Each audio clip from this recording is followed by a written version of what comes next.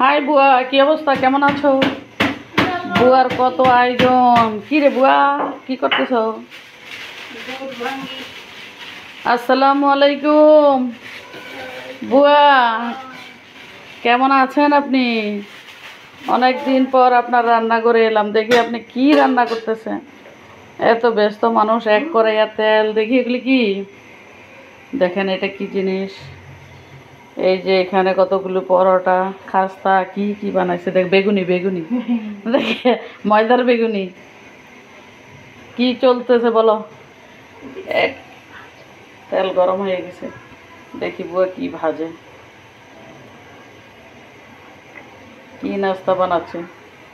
এই যে এই পাতিলে গুড় দিয়ে দিছে, খেজুরের গুড়। কত শিরা করতেছে মনে হয়, হোক, হলেই তো ফুলবে।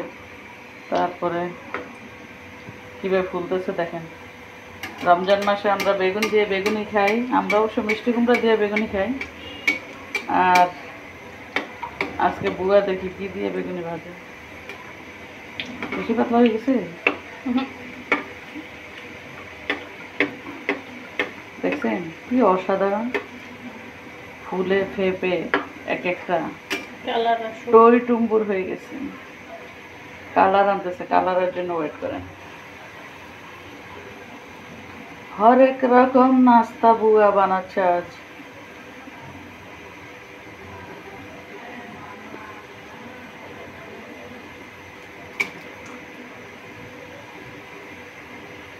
এই যে এখানে মাঝখানেগুলো পরোটা, বাকিগুলো ওইভাবে ভাজবে। এটা কালারের জন্য ওয়েট করতে হবে। আপনি একদম চুলা ডিম করে একদম সবচেয়ে কম লো হিটে একদম দিয়ে ভাজতেছে। এটা খেতে এতটাই মজা যে আপনি কামড় দিবেন আর ভেঙে ভেঙে আপনার গায়ে পড়বে, চুরমার করে।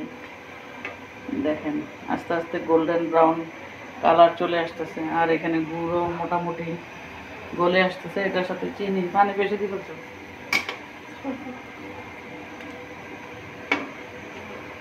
বুয়ার অনেক আয়োজন চলতেছে। বুয়া আর কি কি বানাচ্ছ? আর কি কি আছে বলো? নুডলস বানাবো। নুডলস কই? ওই যে এখানে নুডলস সিদ্ধ করে রাখছে। তারপর ওইখানে কড়াইতে মনে কি জানি আছে, সেমাই জর্দা। এই যে মোটামুটি কালার এসে গেছে ওনাদের, গোল্ডেন ব্রাউন বলতে যেটা বল দেখা যাচ্ছে। এই দেখেন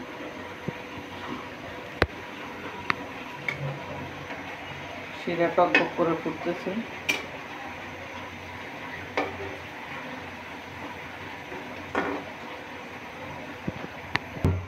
এই যে বাটি, ডিম, নুডলস, স্যামান, পিঠা, এখানে পরোটা, খাস্তা ভালো হয়ে গেছে। এখন তুলে নেবে, উঠে ফেলবে। এই যে দেখেন বন্ধু শরীরের শারীরিক অবস্থা খুব খারাপ। এই যে এইভাবে করে সবগুলো ভেজে নেবে।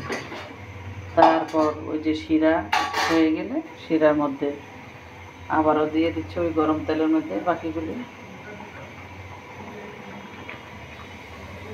আপনারা কেউ খেতে চাইলে বৃষ্টির দিনে বা কোনো মেহমান আসছে, গল্পের আড্ডায় বসে গিয়ে কথা বলার মাঝে মাঝে একটু একটু কুড়মুড়ে কুড়মুড়ে ভাব নিয়ে খাবেন।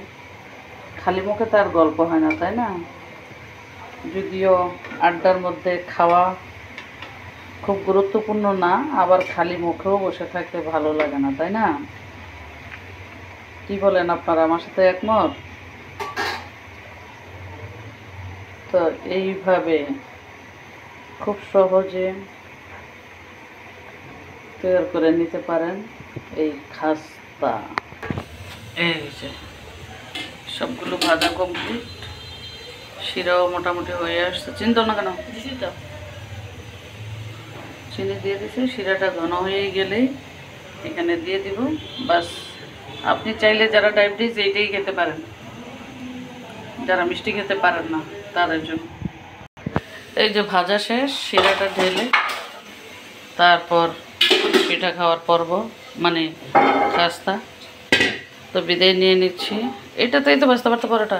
ভাজবো তো। তো সবাই ভালো থাকবেন, আজকের মতো এখানেই শেষ।